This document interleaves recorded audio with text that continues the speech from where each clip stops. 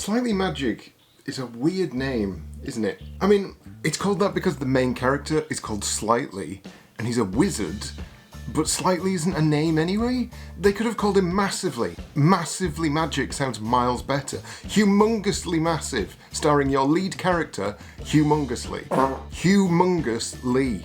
Humongously Magic. That would work perfectly. Slightly Magic.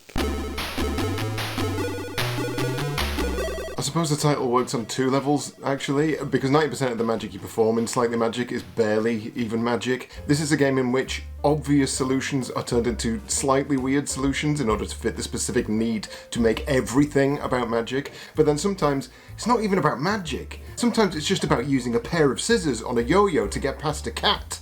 I don't think I'm ever going to say that sentence again in my life. Slightly Magic was released in ZX Spectrum's commercial Twilight, launching in 1991 and published by Codemasters. This game was put together by Colin Jones, Chris Graham, Keith Ross and Alistair Brimble, which explains a lot, honestly. This game feels like a team that were putting together a dissertation on how to make a game that's like Dizzy, but doesn't feature an egg. Based on the games they previously worked on, either independently or together, it's no wonder. I mean, Seymour is in there. Seymour is basically just a deformed egg as it is. I first got this game when it initially released because, like everything from Codemasters, it was cheap and the box art was incredible. There was absolutely no way an 8-year-old was going to pass this up. Codemasters tapped into the Saturday morning cartoon aesthetic every single time, and Slightly was no different there. I've got some very standout memories of playing it. The first is that I loved it. Anytime I played something even remotely close to the Dizzy formula, I was happy. But the second thing I remember is that I got stuck often, or found some sections incredibly hard. And having replayed it now as a miserable old man, I can certainly understand why I felt all of those things. From this point in, I'm going to say spoilers, which is hilarious because this game is old enough to have an entire family of its own now, but spoilers because I need to talk about pretty much everything. Firstly, story. There's no real story in the game, but there is one on the back of the box, and it's written very weirdly. Big Wiz, the wizard, has left the castle in a hurry. Indeed, he forgot to pack his spare wand. He forgot to lock his laboratory door, and forgot to take his mischievous nephew Slightly with him. So far, so Home Alone, but the basic gist is that a dragon has run off with a princess, but it doesn't really explain any of that in-game, and that has nothing to do with the first part of the story. Basically, things have happened, and you just have to try and resolve the things, because you're bored? I don't know. There's not a great deal of peril here. When you begin the game, you might initially be thankful that you're not a stupid egg with boxing glove hands, because you'd expect the controls to be a tad easier to get to grips with, but no. You're going to be clamouring for that stupid egg's rolling nonsense the second you realise that Slightly's jump is just another slice of pain pie. I can't honestly even describe it. If you jump with a direction held, then you don't reach the full jump height that you sometimes need in order to clear gaps. So then you have to jump up first before then choosing a direction, while also keeping hold of jump. Just getting up basic platforms can be an absolute ordeal, and I'm genuinely not sure why it works the way it does. It feels awful, genuinely awful, and that's a shame, because if you just let Slightly Magic sit on that first screen for a while, your first impressions are going to be this big, bold, colourful graphic set, and this lovely music. Slightly Magic.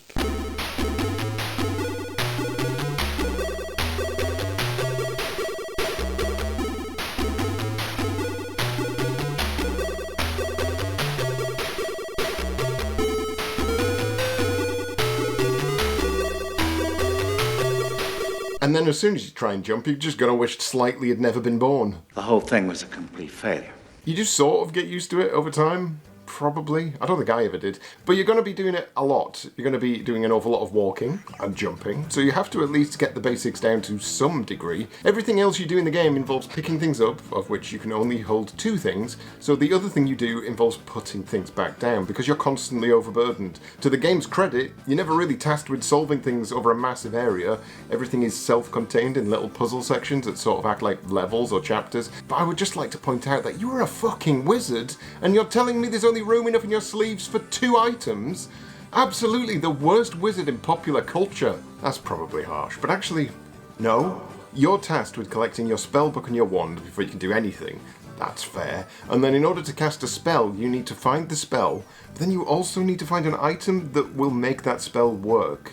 So for example, pick up this spell that says boo, and then pick up this skull, and now you've got a working fright spell. Well, that's all well and good, but what you actually use the spells for ranges from being incredibly obvious to absolutely baffling.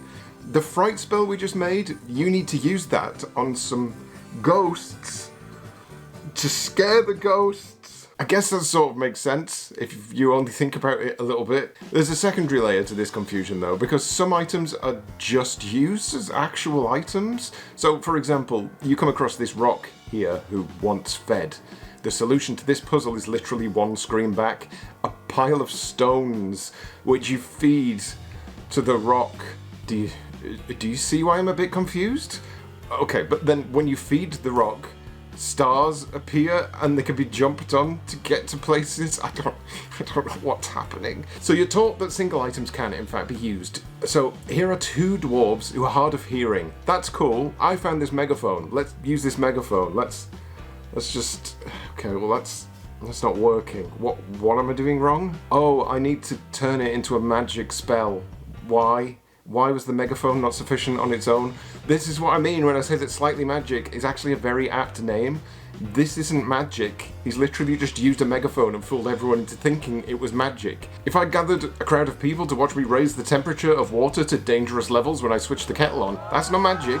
That's just what the thing does. This isn't magic, slightly or otherwise. So in this first part of the game, you quench some dragon's thirst and you get some spells that aren't spells. And then the one time you get a spell that sounds like it might actually be pretty cool, you use it and you get this.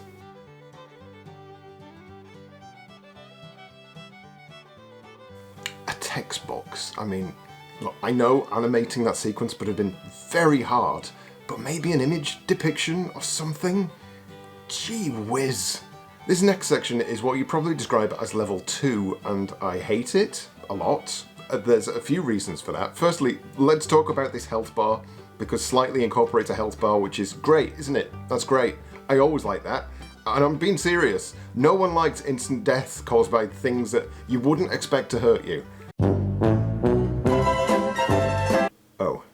You see, Slightly does have a health bar, but for the vast majority of the game it may as well not exist. Most of the stuff that kills you in the game will kill you instantly, rendering his stupid health bar pretty moot. But, there is a section that uses the health bar which will make you regret you ever even knew it existed. And the entire section brought back memories of childhood, which reminded me of why I always ended up getting stuck. It's time to talk about fish. Fish. No, it's time to talk about water first, actually, because you can't have fish without water. Water. Well, you can, actually. In fact, you need to. But I'm getting ahead of myself. Fish. Fish. No, wait. Water. Water. There's a section of sand here that, for some reason, hurts to walk on. Cool. Let's not think about that too much, but I remember specifically being baffled about this as a kid, and it's the only reason I knew what the solution was now. You have this watering can, right? And you use that watering can to grow a flower, which you don't even need to do anyway, because it's mostly used for getting up these steps, but you can reach them anyway. Regardless, you'd think that's all the watering can is for, but no. You use the watering can on the hurty sand, and why? Why? Why does this make any sense? Once again though, this is more magical than the actual spells he's casting. If I'd picked up a spell that was transmogrification or something along those lines, yeah, cool, I get it. He's turning sand into a pool of water, that's sweet, nice puzzle.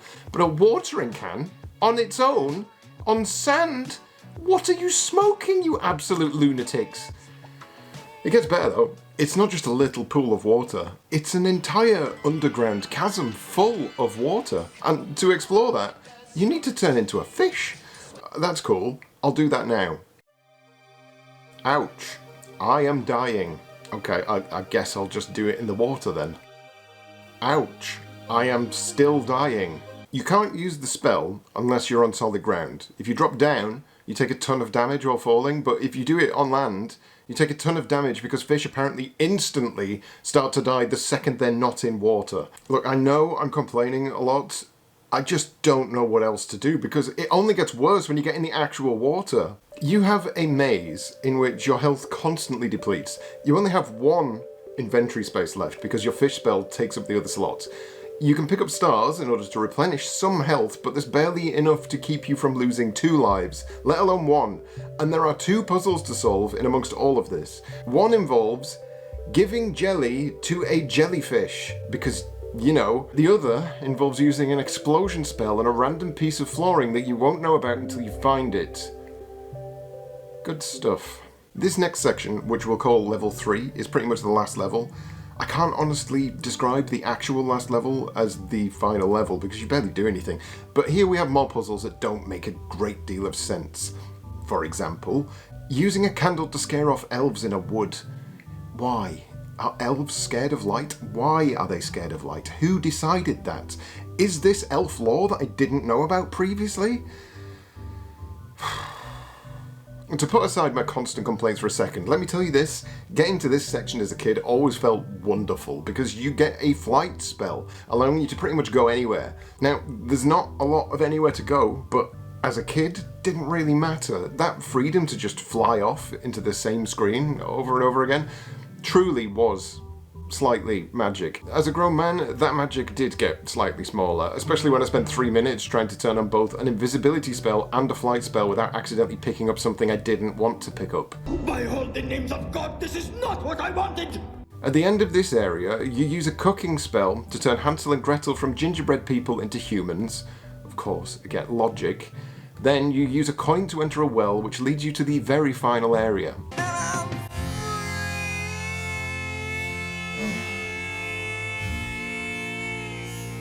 An area in which you take the one item, suntan lotion, and you use it on a dragon.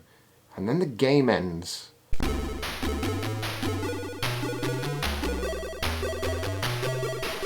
feel like I've been overly harsh on Slightly Magic, truthfully. All of these things I'm complaining about now are very much a case of, I'm too old for this shit. But back then, this was all wonderful to play through. It genuinely felt as though the world kept changing, that the magic spells you cast to turn into new creatures was like a game within a game, something that blew my mind when previously I'd been used to games controlling exactly the same from start to finish.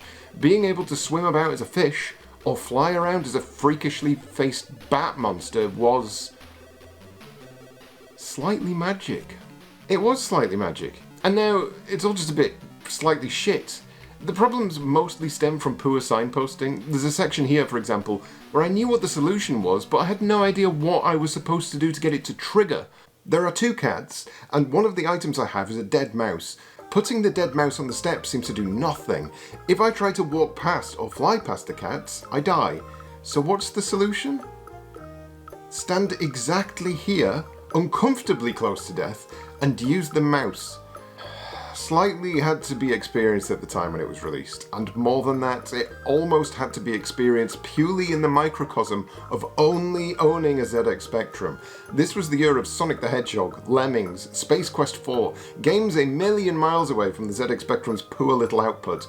And truthfully, I'm glad I was there to experience it at the time. I'm just not so glad I was here to experience it this time.